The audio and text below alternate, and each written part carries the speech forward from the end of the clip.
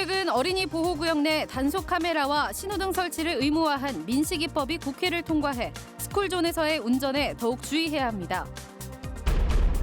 국립강원대학교의 수시 합격자가 강원권 학생보다 수도권 학생이 많아져 정밀한 학력 진단이 필요하다는 지적이 나옵니다. 강원도가 내년 정부 예산 6조 7,958억 원을 확보했습니다. 오늘 밤 11시를 기해 강원도 전역에 한파주의보가 내려져 내일 아침 기온이 철원 영하 8도, 춘천, 인제, 홍천은 영하 6도까지 큰 폭으로 떨어져 춥겠습니다.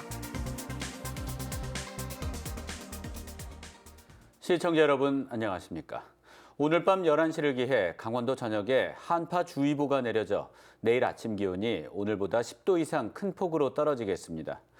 내일 아침 최저 기온은 철원 영하 8도, 화천과 양구 영하 7도, 춘천과 인제, 홍천 영하 6도 등으로 오늘보다 10도가량 낮겠습니다. 또 강원 산지에 건조주의보와 강풍주의보가 발효돼 바람이 강하게 불고 있어 산불과 시설물 관리에 주의하셔야겠습니다. 강원도 주요 대학인 강원대학교의 수시 합격자가 강원권 학생보다 수도권 학생이 많아졌습니다.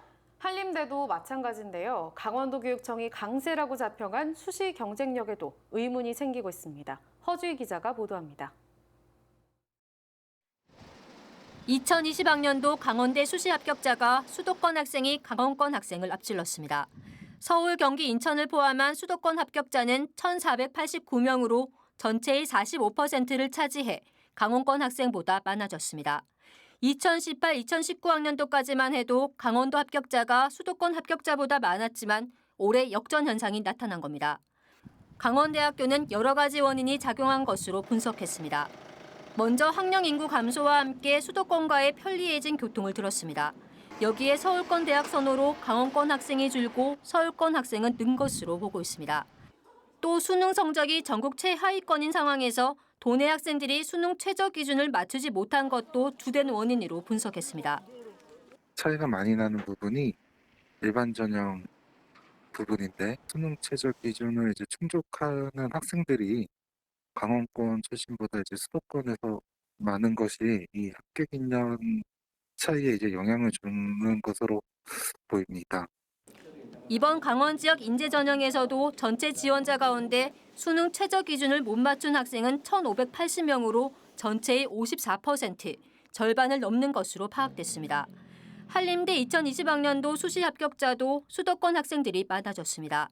지난해까지만 해도 합격자 비율이 비슷했지만 이번에는 서울, 경기 학생들이 52%로 강원권 학생을 크게 앞질렀습니다. 수시에 초점을 맞춘 강원도 교육청의 대입 정책도 안심할 수만은 없게 됐습니다. 하지만 민병희 교육감은 학력에 대한 걱정은 소수 학부모의 기우일 뿐 수시에 집중해 좋은 성과를 거두고 있다고 자평하고 있습니다. 그 전에 예를 들면 수학이 7등급인데도 고려대를 가요. 왜냐하면 그게 바로 수능만에 가지고 있는 이점이죠. 그래서 맞춤형으로 지도를 하고 강원도 학생들이 이번 수시에서 서울권 주요 대학으로 더 많이 합격했는지는 지켜봐야 합니다. 하지만 강원도 내 주요 대학 수시에서마저 수도권 학생들에게 밀리고 있는 건 아닌지 정밀한 진단이 필요해 보입니다. MBC 뉴스 허주입니다. 최근 어린이 보호구역 내 단속 카메라와 신호등 설치를 의무화한 민식이법이 국회를 통과했습니다. 스쿨존 내 사망사고에 대해 가해자를 가중처벌하는 내용도 담겼는데 앞으로 스쿨존에서 운전할 때 더욱 주의하셔야겠습니다. 김상훈 기자가 취재했습니다. 초등학교 하교 시간, 학교 앞 어린이 보호구역에서 차량이 쌩쌩 달립니다. 단속 카메라에 찍힌 속도는 대부분 규정 속도인 30km를 웃돕니다. 한 SUV 차량은 어린이 보호구역에서 2배 가까운 53km까지 속도를 내다 단속에 적발됐습니다. 이렇게 단속 중임을 알리고 있지만 어린이 보호구역에서 속도를 줄이는 운전자는 많지 않았습니다. 취재진이 동행한 10분 동안 적발된 차량은 10여 대에 달했습니다. 속도에 따라 적발 차량에게는 범칙금 6만 원에서 최대 12만 원까지 부과됩니다. 어린이 보호구역 단속하기 전에 예고 입간판을 2군데 정도 설치하고 저희 노출 근무하고 있는데도 불구하고 한 30분 정도밖에 안 해도 한 80건 이상이 단속되고 있는 현황입니다. 현재 도내 스쿨존 770여 곳 가운데 단속 카메라가 설치된 곳은 단 10곳에 불과합니다. 하지만 민식이법이 국회를 통과하면서 앞으로 3년에 걸쳐 위험성이 높은 스쿨존부터 단속 카메라와 신호등이 설치됩니다. 시군하고 경찰서의 협조하에 적정한 구간이 올라오면 제가 설치를 하게 될 텐데 아마 한 100에서 150곳 사이 정도의 설치 대상지가 있지 않을까 저희도 짐작을 하고 있습니다. 또 스쿨존에서 규정 속도를 위반하고 교통사고를 내 어린이가 숨지면 무기징역이나 3년 이상의 징역을 받게 됩니다. 경찰도 이에 발맞춰 시야 방해로 사고를 유발하는 스쿨존 불법 주정차 단속을 강화하고 과태료를 일반 도로의 3배로 높일 예정입니다. 올 들어 도내 어린이 보호구역에서는 모두 23건의 교통사고가 발생해 어린이 1명이 목숨을 잃고 25명이 다쳤습니다. MBC 뉴스 김상훈입니다.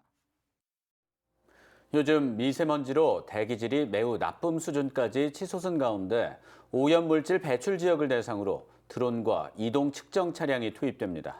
이미 장비가 투입된 수도권은 큰 효과를 본 것으로 나타나 시민들의 관심이 집중되고 있습니다. 보도에 정다혜 기자입니다. 미세먼지가 뿌옇게 내려앉은 문막 산업단지 위로 드론이 날아오릅니다. 2개의 포집기와 채취 봉투가 달린 이 드론은 미세먼지 농도를 측정하기 위해 환경청에서 도입한 장비입니다. 원주지방환경청은 미세먼지 저감을 위해 오염물질 배출 지역을 대상으로 드론과 이동 측정 차량을 투입했습니다. 수집한 채취 봉투를 이동 측정 차량 내 분석기로 가져가자 성분 분석 그래프가 바로 나타납니다. 아스콘 제조업체인 이 공장에서는 미세먼지 성분 중 하나인 아크롤레인이 압도적으로 높게 검출돼 이번 달 내 본격적인 단속이 시작되면 집중관리 대상에 포함됩니다. 접근성과 시간 대비 효율도 뛰어납니다.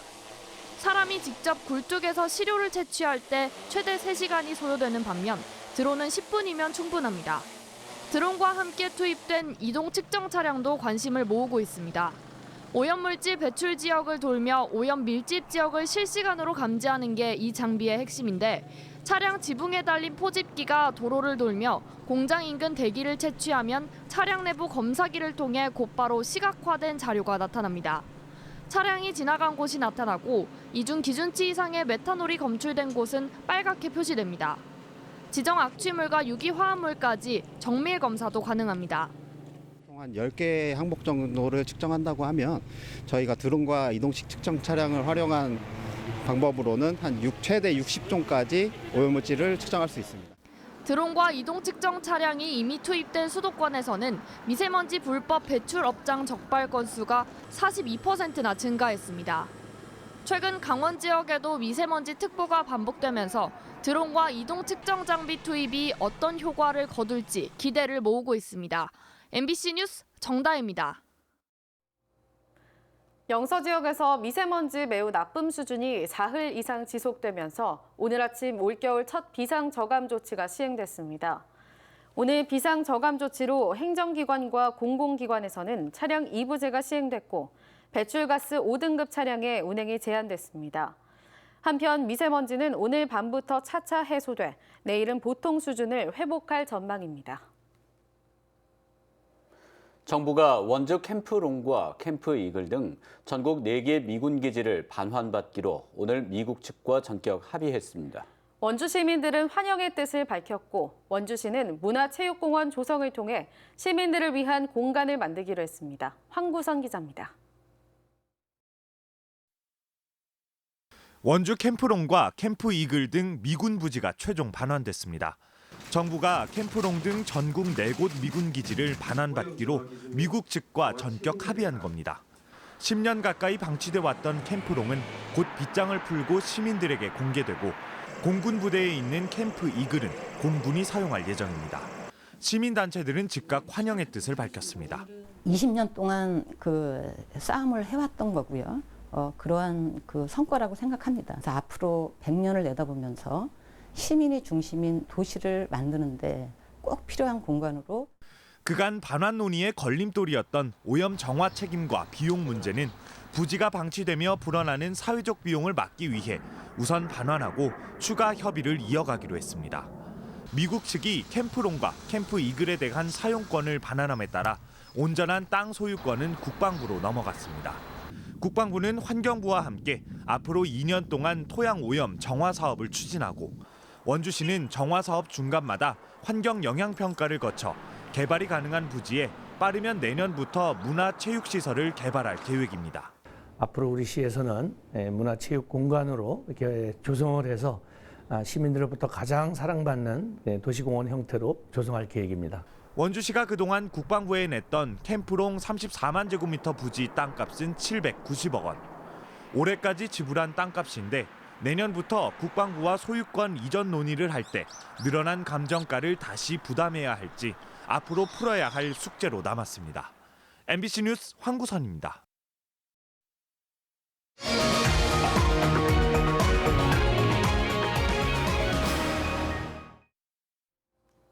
강원도가 내년 정부 예산 6조 7,958억 원을 확보했습니다.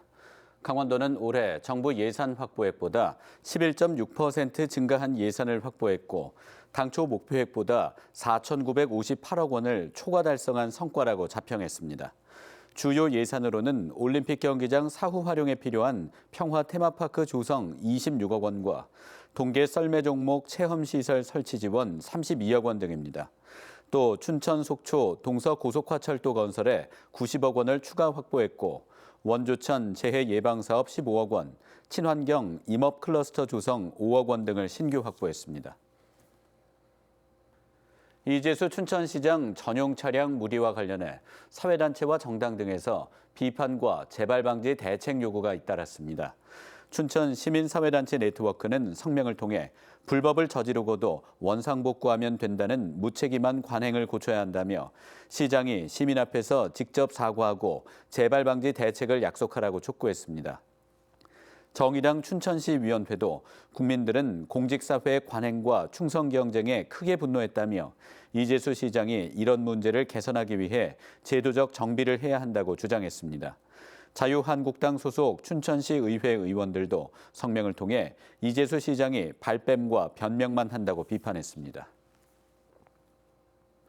민병희 교육감이 작은 학교를 살리겠다며 전국 최초로 설립한 강원교육복지재단에 대해 실패한 정책이라고 자평했습니다. 민 교육감은 오늘 기자들과의 차담회에서 모금을 통한 재단 운영은 잘못된 판단이었다며 실패한 정책이라 판단되면 빨리 수습해야 한다고 말했습니다. 강원도교육청은 내년 재단 출연금 20억 원의 예산을 편성하지 않았지만 현재 재단에서 자구 노력을 하고 있는 만큼 내년 2월까지 지켜본 뒤 해체 여부를 결정짓겠다고 밝혔습니다. 강원 도민들의 나눔 지표인 사랑의 온도탑이 현재 15도에 불과해 지난해 같은 기간보다 도민들의 정성 모금 참여가 저조한 것으로 나타났습니다.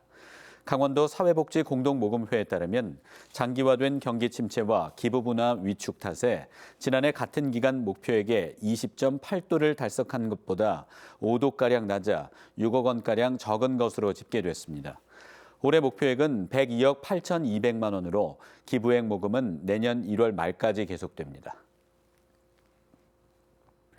도내 직업계고 신입생 충원율이 70%에 그치면서 최근 5년 사이 최저치를 기록했습니다. 강원도 교육청에 따르면 2020년 직업계고 신입생 모집 결과 마이스터고는 98.9%로 충원율이 높았지만 특성화고는 68.8%, 종합고는 63%로 전체 충원율은 70.7%에 그쳤습니다. 경쟁률로 살펴보면 마이스터고는 1.4대 1을 기록한 반면 특성화고는 0.8대 1, 일반고 직업계열은 0.7대 1로 미달됐습니다. 강원도 교육청은 학령 인구가 감소하는 데다 직업계고의 낮은 취업률과 사회적인 인식 문제 등으로 직업계고 충원율이 감소한 것으로 보고 있습니다. 올해 도내 전역에서 진행된 지구촌 사랑나눔 캠페인 기증서 전달식이 오늘 도청에서 있었습니다.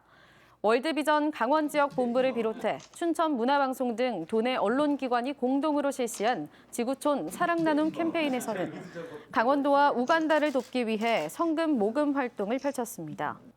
오늘 기증서 전달식에는 성금 모금액 가운데 5억 4,300만 원을 강원도에 기증했고 강원도는 이 성금을 도내 위기가정 아이들에게 교육비와 집 수리비로 사용할 예정입니다. 다음은 춘천 MBC 사랑의 쌀 나누기에 성금을 보내주신 분들 소개해드립니다. 홍천 양지말 화로구이 전명준 대표 100만 원, 비발디파크 100만 원, 매일봄 강석찬 회장 10만 원, 강원도교육청 30만 원, SD 춘천시 배드민턴 동호회 회원 일동 30만 원, 순대박사 차재현 대표 50만 원, 강원대학교 병원 직원 일동 50만 원, 강원도체육회 사무처 일동 83만 원, 서울 춘천고속도로 150만 원 보내주셨습니다.